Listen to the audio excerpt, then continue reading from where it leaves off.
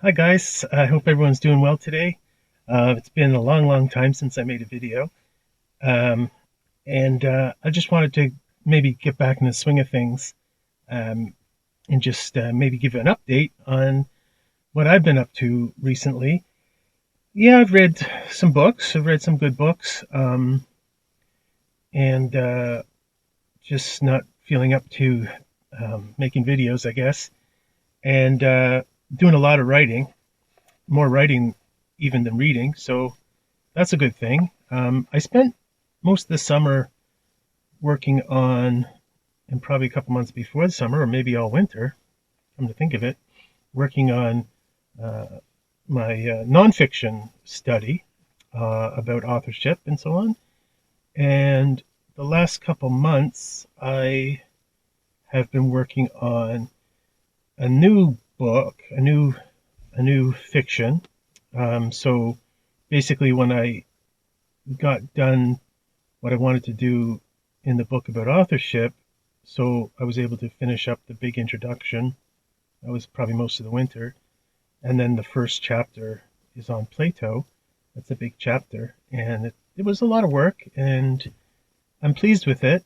Um, and I guess I just want to take a break from that and sort of have some fun writing fiction. So the next chapter is going to be on Aristotle. Aristotle's not my cup of tea, and it's not going to be a very big chapter, but I just wasn't feeling up to it at the moment, I guess. Um, and so I'll slowly pick away at Aristotle, and I have been. I'm reading his Politics right now, actually, and well, it's been probably 30 years since I read the Politics, other than maybe a few pieces here and there for schoolwork or whatever. I've read the Ethics a few times over the last couple decades, certainly. It's one of my absolute favorite books. So, and right now I spent today, or my little breaky time today, reading some Gorky. Gorky's an important author for my study anyway, because he writes so much about, well, let's put it this way. He wrote so much about his own life, which is not a grace life in that sense.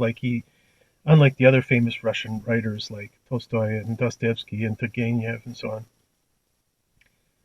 well, maybe other than all of them in the pre-Soviet era, he was absolutely from the lowest class, and he spends a lot of time in some autobiographical writings talking about his own coming to literature, because it certainly wasn't a common thing in his peasant class upbringing.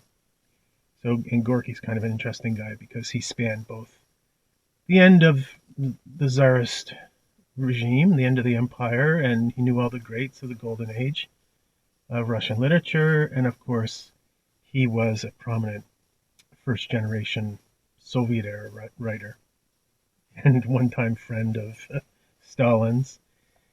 Um, anyway, so I guess I just say that so the fiction that I've been working on, it's been a lot of fun. Like I'm always thinking about different ideas. And before I really got into working on the nonfiction study over the winter and spring, I had been working on a sci-fi book, and that was probably like a year ago at this time. I was working on that, and I made pretty good progress. But I kind of I get at a point where I didn't know quite where to go. It's not that I'm not going to keep working on it. I am thinking about it. I think about it all the time. But and I'm pleased with what I've done so far with that book. Mm, let's say it's a third done. Um, I'm not like I am sort of caught, and I want you don't just write a book. You write a book that you can be proud of or whatever, and that you say is a good story and is a worthy storyline and well written and so on. So I was just kind of at the moment where I was like lost in terms of the plot or whatever. I know what I want to say, I just don't know how to get there, kind of thing, like the steps to get there. So that's a sci-fi book, and that's called Moon Farmer. And So the book I'm working on now, it has a title, but I don't want to reveal it yet. But basically, it is a story about. I can talk about the theme maybe, and not the plot. So the theme is about,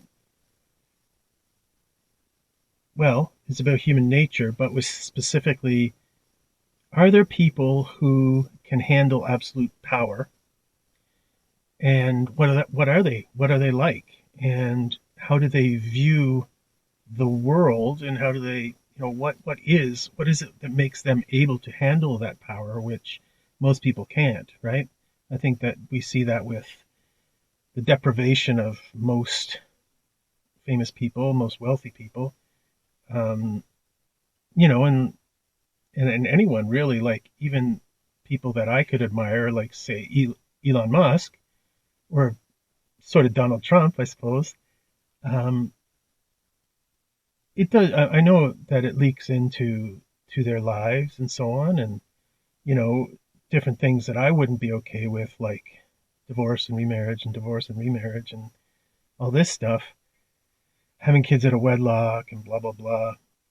Like these, in the grand scheme of things, these aren't the Clintons or these aren't Bill Gates or these aren't Vladimir Putin, but they're not things I admire. So even these people who are much better than other billionaires aren't, they're not models, right? So what is it? What is it? Is there such a thing? Is there such a person um, that can, that is above temptation, I suppose, in a way? And what do they look like? What are their, what are, what are their struggles? What do their struggles look like? So that's what I'm working on right now. Um, I'm having a lot of fun with it because I'm using, I think most authors do, I'm using people from my own life and as springboards, kind of. So,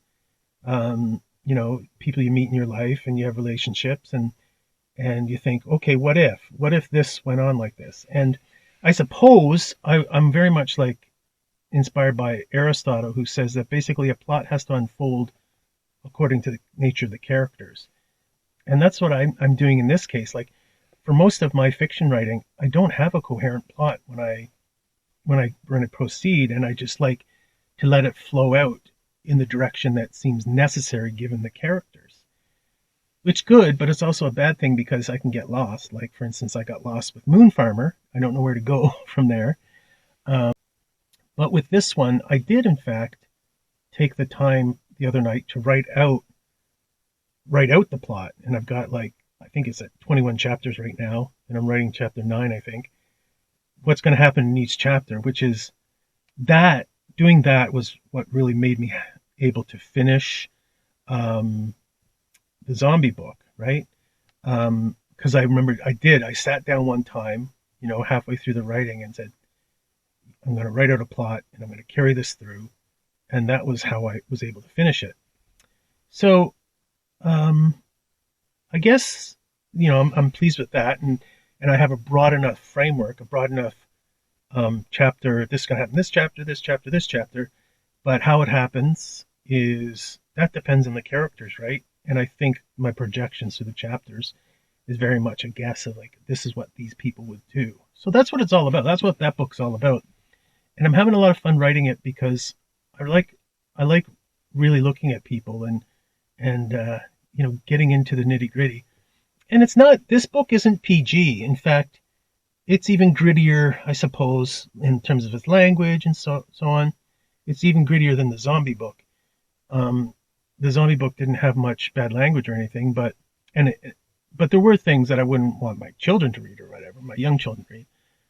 And I'm just, with this book, I'm like, I want to talk about how people talk, and um, I don't want it to be wrapped up in my own sort of delicacy and the way I want people to be, but in fact the way people are.